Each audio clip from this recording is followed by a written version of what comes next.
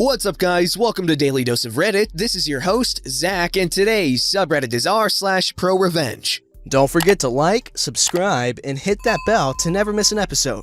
This story's called Cross Post from Tales from the Front Desk. I thought she was checking in for a one-night stand. Boy, was I glad to be wrong. I posted this originally at r/Tales from the Front Desk and was told I should share it on here as well. This is some secondhand revenge, as I was more of a spectator than anything else. Enjoy and let me know if I might be on the wrong revenge subreddit.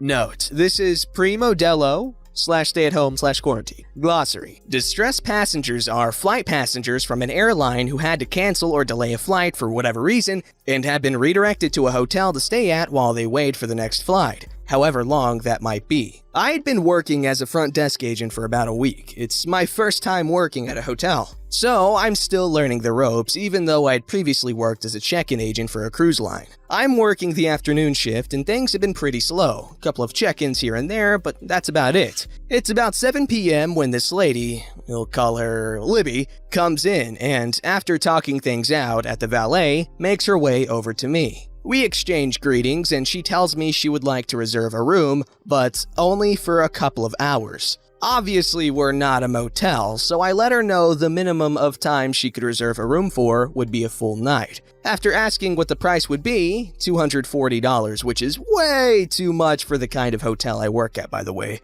she agrees and hands me her credit card. This is where things get weird. As soon as I ask her for her ID to make the reservation, Libby backtracks and says that she doesn't want her name anywhere on the reservation and would like to make it under the name of the guy who would be joining her later. Instead, I pause for a moment, and after asking her again if she was planning on using the room as well, I tell her that I at least need to put her name into the accompanying list for the room. I reassure her that only the employees would be able to see said list and that no, the guy she was planning to meet wouldn't see it. I would like to make it very clear that throughout this whole interaction, Libby has been super composed, kind, and understanding. At this point, however, I'm just thinking she's here for a one-night stand and doesn't want the dude to know anything about her because she's probably married or something. Which, I can work with, sure, but why not just actually get a motel, lady? This theory of mine is further solidified when Libby asks me to make a note in the reservation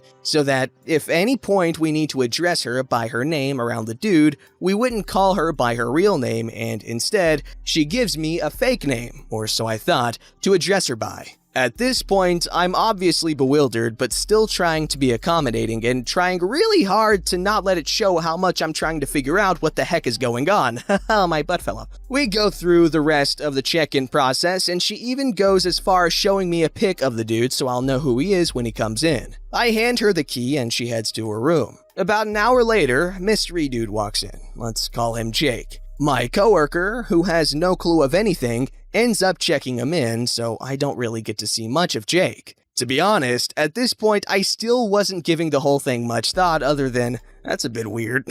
Not even 30 minutes have passed since Jake went up when Libby comes back down and hands me both keys. They'd both received one each. Says thank you in the most serious yet cordial way and then walks off. Multiple thoughts went through my mind as this lady was making her way to the valet. That was way too fast even for a quickie. Why the heck did she give me 2 keys? Where's Jake? Libby, please tell me you didn't murder Jake. Security is standing behind me, staring Libby down, probably having the same thought process as I am. The supervisor for security usually spends the night hanging out at the front desk. My coworker and I are whispering with each other, still trying to figure out what the heck happened because that did not look like a lady who had just had a pleasant romp in the sheets. Cue Jake coming down the stairs and, okay, we can breathe, he's not dead. Now, what happened next, we couldn't see because we suddenly had an onslaught of distressed passengers. Like 30, I wanted to die. So I thought I wouldn't find out what the heck had actually happened between Libby and Jake. But then, the worker from the valet came over and boy did he have some tea to spill. Turns out that Libby had gone as far as asking valet guy to park her car in a way that the license plate wouldn't be visible. Why? Because turns out that Jake is Libby's husband. And you might be asking yourself by this point, why has this lady gone through so much trouble to hide anything that might give her identity away from her husband? Well, dear reader, because the alias that Libby gave me just so happened to be the name of the girl Jake was cheating on her with. This woman somehow got her cheating-ass husband to believe that his girlfriend had booked them a sweet, sweet night at the hotel, only for him to show up and find his wife sitting on the bed instead. This badass mother fornication under consent to the king of a woman came back downstairs after probably massacring the heck out of this idiotic boy with not a hair out of place, and calmly had the valet bring both of their cars back, and then patiently waited for Jake Schmeg to get his sorry ass back to the lobby so that she could extend her hand and demand their house keys from him. She then got into her car and just drove away. The only thing that would have made this even better was if Jake Schmeg's girlfriend had also been there to tear into him as well. I like to think she had a part to play in this whole thing, since how else would Libby have managed to trick him into getting to the hotel? Point is, this woman is all I aspire to be. You know what? A lot of people might go the crazy route because, honestly, cheating on your spouse is like one of the worst things you could honestly do. And you would be absolutely within your right to feel the urge to absolutely grab their neck and snap it. However, you don't want them to have the satisfaction of knowing that you hurt them a lot. But no, this woman, she actually thought this out and was methodical. And yeah, she probably screamed him a new one, but that's just a normal fight. I mean, not normal fight, a bad fight, but he was cheating on her. And she caught him red-handed. Yet she maintained her relative chill and left the hotel with an aura of badassery. Alrighty, Rue, this story's called Cross-Post from Malicious Compliance. Don't tell people how to do their job if you don't know how it should be done. As the title says, this was originally posted in Malicious Compliance, but I was suggested to post it here. If it doesn't belong here, it's better suited, let me know. Standard warnings. I ain't a native English speaker, so don't eat me over poor spelling and grammar. So, backstory. I used to work at a factory who suffered severely under a director who wanted to make more money, with little idea as to how you run a factory, or how to see through people trying to BS you to gain favor. One person in particular was notorious for licking buttholes. When I started, he was the boss for about a third of the production unit. And as it happened, he was also the guy who took over whenever my own boss needed time off, was out liaising with other companies, or otherwise wasn't on company grounds. This guy had a massive superiority complex and couldn't handle being wrong or having made a mistake. And just to make it better, he was also clueless about quite a lot of things outside the machine shop, where he was the boss. Safe to say, my partner and I really disliked him and made an active effort to work against his stupidity whenever he was our acting boss. So as for the story itself, my partner and I made up the company's goods reception and quality control department. Basically, our job was to receive goods and inspect that everything was in order. Correct amount had been delivered, no transport or production damage or mistakes, and then prepare the things for storage. But as you might expect, sometimes things weren't quite in order, some things were unimportant and we just ignored them. Most things we send in to get them repaired. Since most mistakes were fixable, and then send a bill to the contractor who were hired for the job, and a few things we discarded because they were broken beyond what we could repair. And this particular ass clown was allowed to greenlight things that my partner and I had sent in to get repaired. So one day, the director comes out with the head of productions behind him, wanting to know why a particular type of good from a particular contractor always got sent in for repair, and I do mean every time. And we explain that because Purchase opted to use the cheapest place to get these things done, quite frankly, one particular part was subpar, but it could be fixed, so it really wasn't a big deal. He wasn't happy with that explanation and wanted to get someone who knew of such things to have a look at it. Cue Mr. Ass Clown himself, who takes one look at them and goes, "Oh, those? Those are freaking perfect, right as they're supposed to be." And director tells us to just send them on their way. My partner, a fairly temperamental guy, was furious, but we made a plan. And so Ass Clown and director left, but head of productions stayed behind. With every piece of good we received, we'd pull the schematics in order to measure if everything was in order or not. And then on this schematic, we'd write some additional information, purchase number, steel certificate, etc., so that we could easily trace everything back should there be a problem. And for this particular thing, we drew an arrow to the part that was done incorrectly, wrote what the problem was, and approved by Mr. Ass Clown. Asked the production manager to sign it, and off the goods went. 5 minutes later, we got a call from storage. So, what's the deal with these goods? Why aren't they in the machine shop? Well, because Mr. Ass Clown said they're okay, and the director is backing him up. Insert curse words. We then briefed him on the plan, and he was somewhat happy. So about 2 weeks later, our trap sprung. Our assembly unit, whom I'd already spoken to, needed these particular parts, and they received the ones that weren't made correctly. So of course, they contacted their boss, who according to plan, didn't contact my boss, since he was away, but the director himself, about how quality control had really messed up. Of course, the director came flying over, howling and screaming about our incompetence, to which my partner and I calmly asked him, so it's about those specific parts creating this particular problem. Well, yes, you bloody morons! The director then called for Mr. Ass Clown to come and straighten us out. Mr. Ass Clown stood there, all smug, expecting his next big promotion, but we called storage and asked our storage worker to bring up the pallet with the remaining goods, and the schematic that had a very neatly approved by Mr. Ass Clown, signed production manager written on it.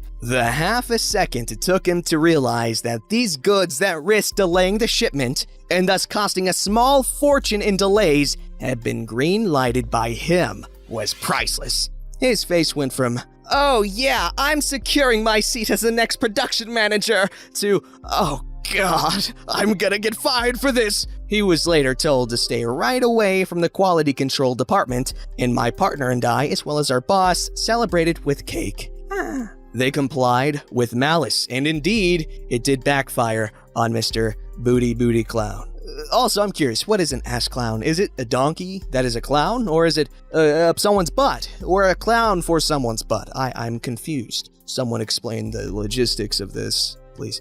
This story's called Never Cheat for Your Child. I've been following this thread for some time, and I just have to say I absolutely love the stories here. I was hoping I could make a contribution, then I remembered this little incident from back in my high school days. I hope you guys like it. It sort of spills over to different topics, including r/entitled parents, r/petty revenge, and r/entitled kids, so I've also posted this story there with this little disclaimer in case you've seen this or this story sounds familiar anyway. On with the story. So back in high school, I was classmates with a kid who, well, wasn't exactly the sharpest tool in the shed.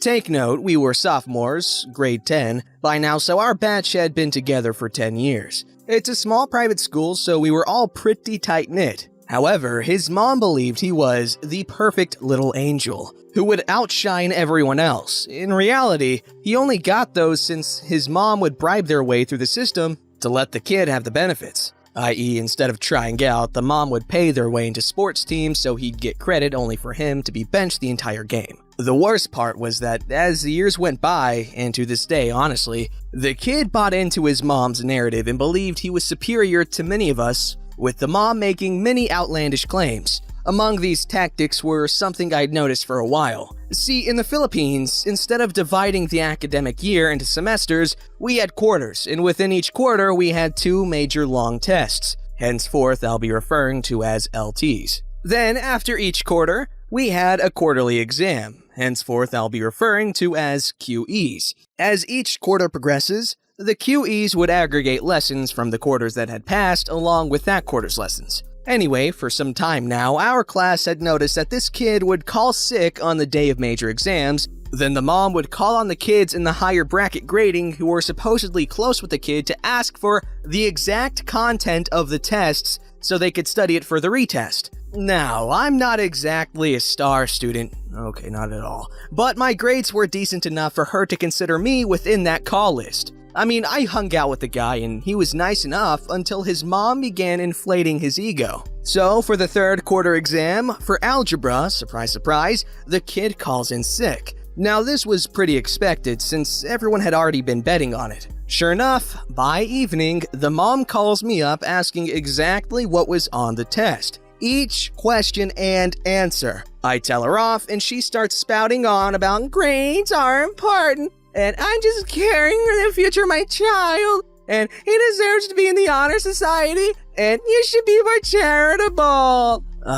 Okay, whatever, lady. By this point, I'd had enough, so I comply, but with a twist. I end up giving her all the items of our second quarter exam. Without a thought, she begins typing it down. I can hear her frantic fingers on the keyboard through the phone and begins taking down each and every word I say. Here's the kicker. Our algebra teacher did not even include the lessons from the past quarter exams. She thanks me profusely and how I'm such a saint and a savior to her son.